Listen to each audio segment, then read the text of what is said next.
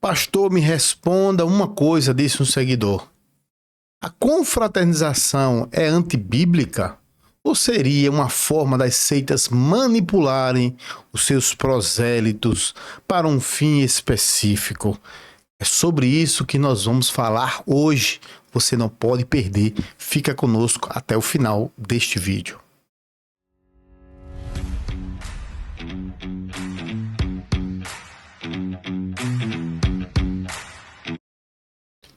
Olá, queridos, sejam todos bem-vindos. Somos podcast, Pastor Júnior aqui quem vos fala. Eu quero agradecer a sua presença aqui no nosso canal. Quero pedir o seu apoio para que haja crescimento do mesmo, para que você venha compartilhar, curtir, comentar. É muito importante a sua opinião, tá? Nós somos livres para opinarmos, tá? Sem mais delongas, direto ao ponto, eu quero falar aqui sobre uma pergunta que um seguidor mandou para mim. A pergunta, em suma, ela quer dizer o seguinte: se é proibido confraternização nas igrejas, e se, quando as igrejas fazem confraternização, se estaria desviando do foco espiritual de Cristo. Bom, como eu sei mais ou menos de onde vem esse tipo de pergunta, a gente vai precisar explicar à luz da palavra de Deus muitas coisas, tá? Vamos lá, eu vou ler algumas coisas aqui e a gente vai conversando sobre esse tema. Alguns líderes, eles proíbem sim as confraternizações nas igrejas. Eu quero dizer para você que houve uma época na história onde as igrejas elas proibiam até o sorriso. Isso com aquela visão falsa, né? Aquele entendimento equivocado sobre o que seria a santidade. Então, o líder, pastores, eles não podiam rir, eles não podiam se emocionar. Isso aí, ó, é histórico, queridos, não vem de hoje, tá? Não vem de hoje. Só que, atualmente, tem igrejas que se utilizam desses mesmos artifícios. Você sabia disso? Pois é. Então, eu sou, né, da época onde o pastor, ele era chamado a atenção. Se ele sorrisse no púlpito, ou se ele chorasse, pastor não pode chorar, ele tem que manter um equilíbrio no culto. Bom, isso é o que era ensinado. Isso tudo para controlar o que, queridos?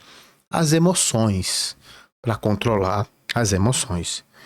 Agora veja só, por que é que os pastores, as lideranças, as seitas, elas proíbem confraternização, tá?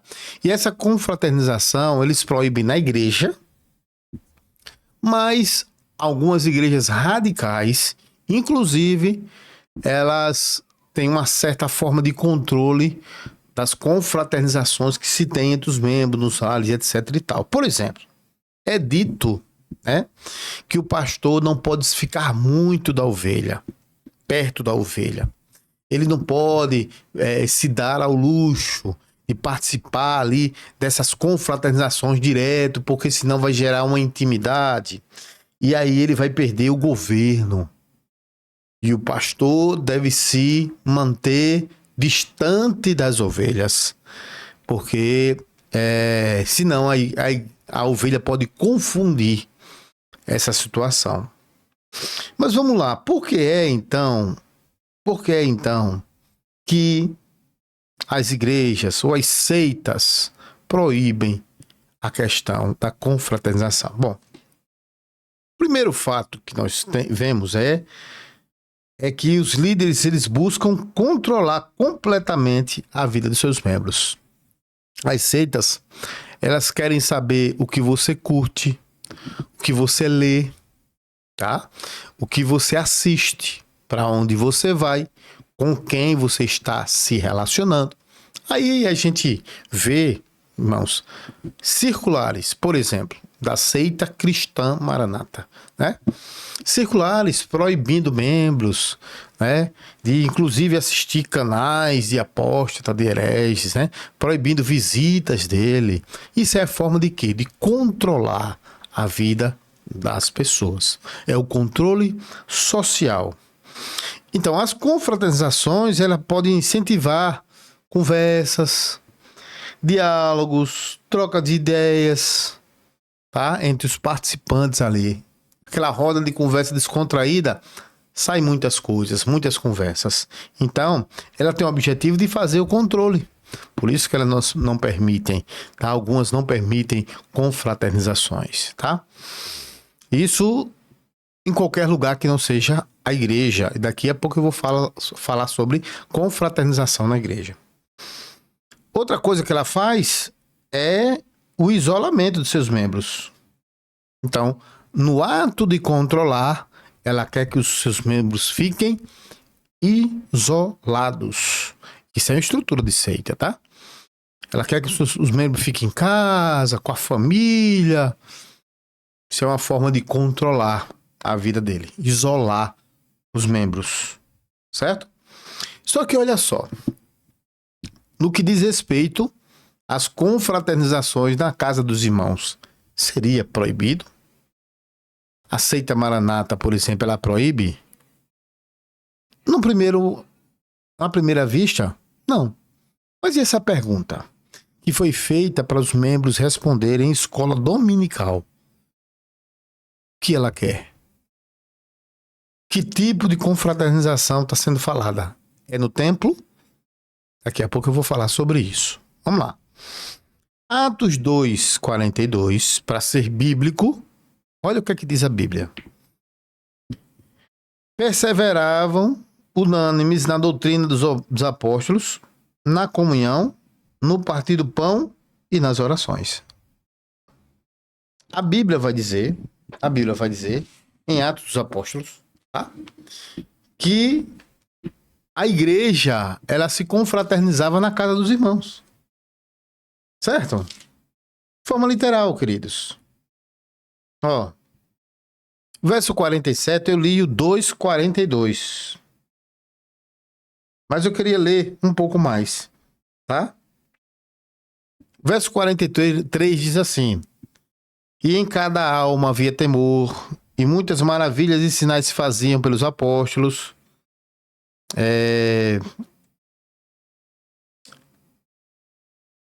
Todos os que criam estavam juntos e tinham tudo em comum. Vendiam as suas propriedades e fazendas e repartiram com todos, segundo cada um tinha necessidade, e perseveravam unânimes todos os dias no partir do pão em casa. Comiam juntos com alegria e singeleza de coração. Então vamos lá. Verso 46 para deixar bem atento, tá? A você. O 42 diz: Eles perseveraram unânimes na oração, na doutrina, na comunhão, no partir do pão e nas orações, certo? Mas o 46 ele vem dizer assim: E perseverando unânimes todos os dias no templo, certo?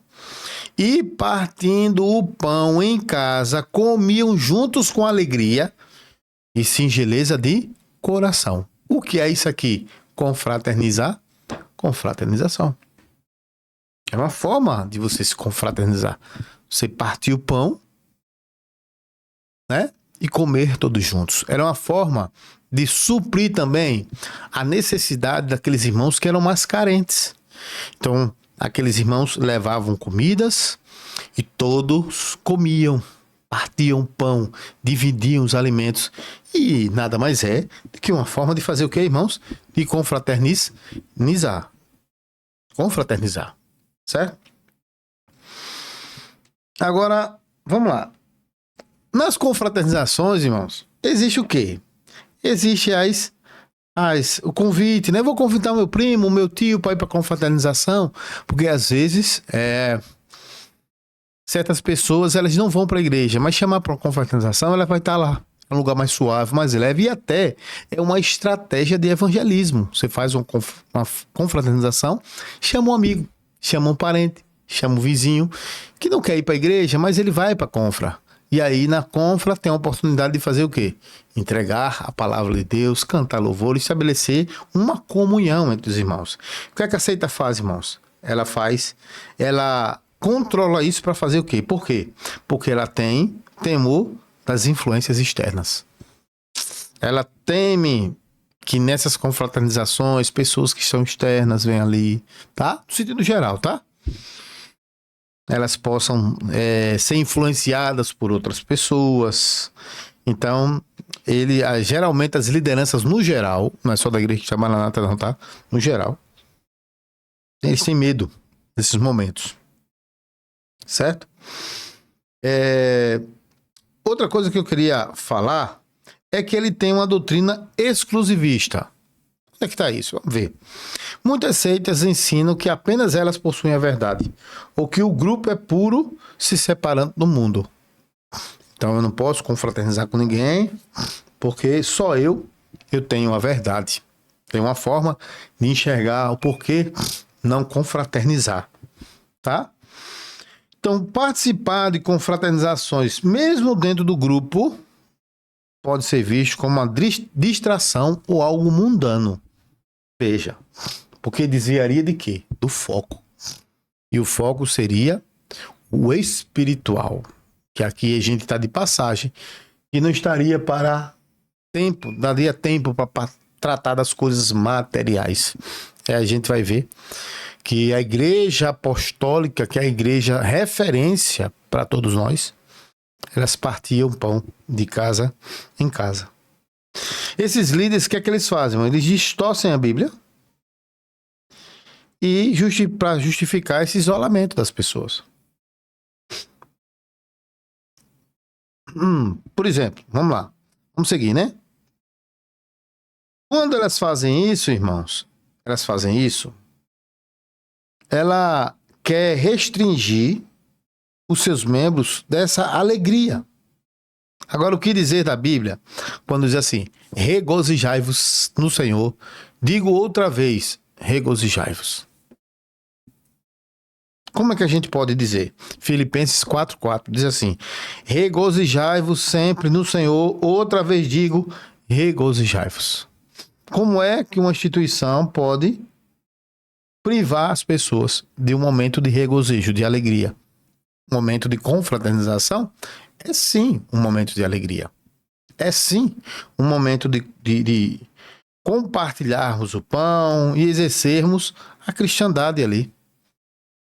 O cristianismo que Deus colocou do nosso coração. Agora veja lá. Quando eles vão observar isso aí, eles esquecem de observar uma coisa. Mateus 11:19, olha a interpretação, viu? Preste atenção nisso aqui, que isso aqui é interessante. Veio o filho do homem comendo e bebendo, dizem. Eis aí um glutão, um bebedor de vinho, amigo de publicanos e pecadores. Então eles interpretam esse texto como um texto proibitório, onde não se deve fazer o quê? Confraternizar com os irmãos. Confraternizar com os irmãos. Certo? Veio o filho do homem comendo e bebendo e dizem, eis aí um glutão, bebedor de vinho, amigo de publicanos e pecadores. Veja só o que eu quero dizer. O que é que isso, irmãos, tem a ver com a seita? Que a seita, ela controla pessoas. Ela quer manipular. Não tem nada, irmãos, no ensino de uma seita que não seja para manipular pessoas, para controlar a vida das pessoas. É isso mesmo. Agora veja uma coisa. Dentro de uma perspectiva psicológica, pessoas que agem assim, os líderes das seitas que agem assim, ele tem uma personalidade narcisista. Certo? Ele tem esses traços de narcisismo e buscam constantemente a admiração e o controle. Certo? Eles buscam muito afirmação no que as pessoas querem falar sobre ele. e querem controlar a vida, o que as pessoas fazem, onde vão, o que assistem, o que leem, tudo, absolutamente tudo, tudo. Eu me lembro, quando eu era jovem, eu estava na Seita Maranata e eu estava lendo um livro, e um pastor que era muito amigo meu chegou para mim e disse assim: olha, se o pessoal aí de cima ver você lendo esse livro, vai ser bom não. Mas não pode ler não pode não. Você vê, isso aí aconteceu comigo, tá? Quando eu estava jovem. Então, essas pessoas, essas lideranças narcisistas, com traços de narcisismo, elas se sentem tão superiores, que acham que a palavra deles é incontestável. Ninguém vai contestar nisso. Ninguém vai dizer porque é revelação. Foi Deus que revelou. Deus revelou que não é para ter confraternização na igreja. Aí a pessoa, alguns, né? Aqueles que estão dominados, né? A mente cativa. Viu aí que Deus revelou? É uma bênção. Eu vou obedecer. Então, a confraternização, sob o aspecto psicológico, ele pode ser visto como uma ameaça, esse controle. Né? As pessoas vão se juntar para confraternizar e a pessoa vai: rapaz, o que é que você achou disso? O que é que você achou daquilo? Rapaz, eu não gostei não. Rapaz, misericórdia. E aí o assunto começa a girar. Outra coisa que podemos dizer é a personalidade paranoica, né? Ou paranoide. Uma pessoa tem. Né?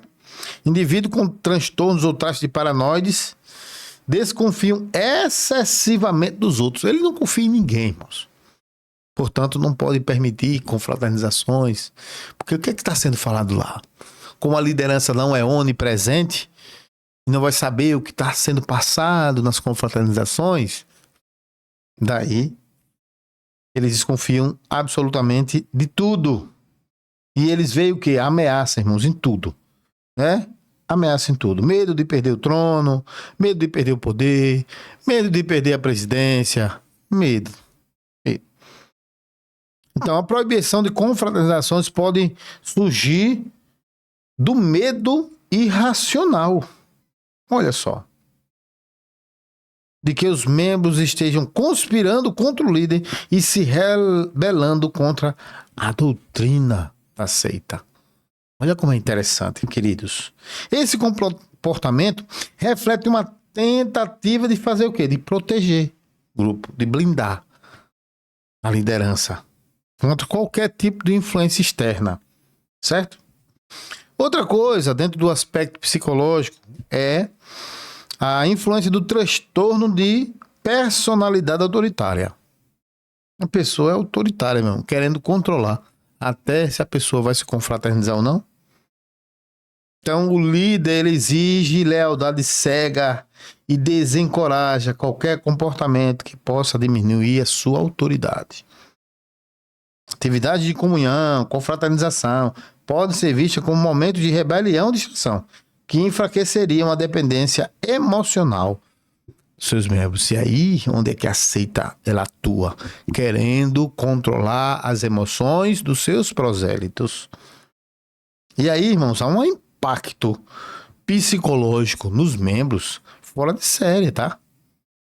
Membros que estão presos lá, que não conseguem mais, né, dar um passo, nem para dentro, nem para fora. Eles podem estar vivendo um problema psicológico muito sério. Tá? Ansiedade, depressão, falta de apoio emocional, social, tudo isso, irmãos, vai afetar o bem-estar da pessoa. E a pessoa vai ficar uma pessoa sisuda. Exatamente como eles querem, né? Sem rir, sem emoções. Entendeu? Isso causa um efeito, sabe de quê, irmãos? De dependência psicológica do local. Os membros tornam-se emocionalmente dependentes do líder, sentindo culpa ou medo de participar dessas atividades. Medo de participar, sabe de quê, irmãos? De uma confraternização. Não, irmão, misericórdia. Ou foi revelado, Deus revelou. Entendeu? E uma forma que a igreja que chama Maranata, por exemplo, tem de manipular os seus membros são dons, né? Aí diz, Deus revelou, pronto, todo mundo vai ter que obedecer. Você entendeu? Síndrome de Estocolmo espiritual. O fiel passa a justificar os comportamentos abusivos do líder, acreditando que obedecê-lo é o correto. Eu vou obedecer. E muitas vezes o líder usa os dons para dizer foi Deus que revelou. E aí você estaria obedecendo a Deus. E se você faz a confraternização, você está o quê? Desobedecendo a Deus. Queria trazer alguns textos aqui que eu também separei, só para que a gente possa ter um entendimento da questão do local, certo? Queria trazer aqui alguns textos para você. Vamos lá. Primeira coisa que eu queria dizer. Vocês acham que Jesus participaria da festa das bodas de Caná em João 2, do 1 ao 11? Você acha que um líder desse de hoje participaria daquela festa? Eu conheço pastores que não vão para a festa. Eles não gostam de festa. E esse casamento aqui, Jesus não celebrou o casamento não, tá? Deixar bem claro para você. Jesus foi para uma festa de casamento. Você tá entendendo? Então você acha que esses líderes narcisistas, né? Controladores, manipuladores, eles têm prazer em estar em festa? Não. Ele precisa se separar. Ele precisa se separar. Porque assim ele vai estar perdendo a santificação, porque festa, confraternização é mundo, é mundanidade. E a gente precisa tirar essa mundanidade do nosso meio. Irmãos, é claro que o reino de Cristo não é comida e nem bebida, certo? Isso Romanos 14, 17 vai falar sobre isso. O reino de Deus não é comida e nem bebida, mas justiça, paz e alegria no Espírito Santo. Agora, ele não é comida nem é bebida, mas é justiça, é paz, é a alegria que se dá numa confraternização. Nós já lemos o texto de Filipenses 4:4. Regozijai-vos sempre no Senhor. Outra vez digo, regozijai-vos. Né? Agora veja só, que eu queria falar sobre o templo, certo? Em primeiro lugar, Atos 7, 48 a 50, olha o que a Bíblia diz. Mas o Altíssimo não habita em templos feitos por mãos humanas. Como diz o profeta, o céu é o meu trono e a terra é o estrado dos meus pés. Que espécie de casa vocês me edificarão? Diz o Senhor. Ou, onde seria o lugar do meu repouso? Não foi a minha mão que fez todas as coisas? Então, Deus não habita por templos feitos por mão de homem. Por que eu estou trazendo esse texto? É porque na possibilidade dessa pergunta que foi feita pelo irmão, a proibição não seja feita nas casas. Alguém pode dizer, não, mas não está proibindo não a confraternização nas casas. É confraternização dentro da igreja. Por que não pode fazer confraternização na igreja? Porque lá é templo do Espírito Santo. E a gente não pode desviar o profético, o espiritual daquilo que é mundano. A gente já viu isso, irmãos, em várias circulares, proibindo confraternização na igreja, dar comida, lanche para as crianças. Né? A gente já viu isso, já. Isso foi pauta de reuniões de pastores, que eu participei. Proibido dar comida para as crianças. Você traz as crianças da rua, tá? Evangeliza e manda elas para casa com fome. Desse jeito, tá? Desse jeito. 1 Coríntios 6, 19 e 20 diz assim: acaso não sabe que o corpo de vocês é santuário do Espírito Santo, que habita em vocês? Que lhes foi dado por Deus e que vocês não são de si mesmos? Vocês foram comprados por alto preço. Portanto, glorifiquem a Deus com o seu próprio corpo. Então, nós é que somos templo do Espírito Santo. O Espírito Santo habita em nós. E não o local físico, irmãos. E estou dizendo por quê? Da proibição de fazer lanche dentro da igreja. Como se aquilo fosse templo do Espírito Santo. Ali, irmãos, é uma construção onde irmãos se reúnem para adorar a Deus. ali. Se Deus não habita em templo feito por mão de homem, ele falou. Então, aquele lugar que você vai congregar não é templo. Quem é templo somos nós. Nós somos templo do Espírito Santo. Você entendeu? Deixa eu ver aqui mais um texto. Outro texto que se vem João 4, 23 e 24 diz assim: mas vem a hora e já chegou que os verdadeiros adoradores adorarão o Pai em espírito e verdade, porque são estes que os pais procuram para seus adoradores. Deus é espírito e é necessário que os seus adoradores o adorem em espírito e em verdade. Meus queridos, vejam só. Diante dessa pergunta que foi feita, né? Vou até verificar aqui a pergunta que foi enviada para mim. A pergunta foi assim, tá? Se o momento depois da trombetas e festas, né? Pós-evento, o momento pós-evento deve ser utilizado para a promoção de confraternizações nas igrejas, desviando o foco nos resultados espirituais. Repara. Então, a igreja deve desviar o foco para fazer confraternização? Ou ela deve focar naquilo que é espiritual? A questão é, irmãos, que você não tem direito de opinar. Você que é membro, você não tem direito de opinar. Sabe por quê? Porque essas perguntas, elas já vêm com resposta. E os membros gravam a resposta como se fosse a resposta que ele teve. Aí as pessoas vendo isso, olha, foi o irmão que fez essa resposta. Não foi não, irmãos. A resposta já está pronta. Que escola bíblica é essa? Ó, a pergunta que não quer calar, tá? Vamos lá. Perguntar a você.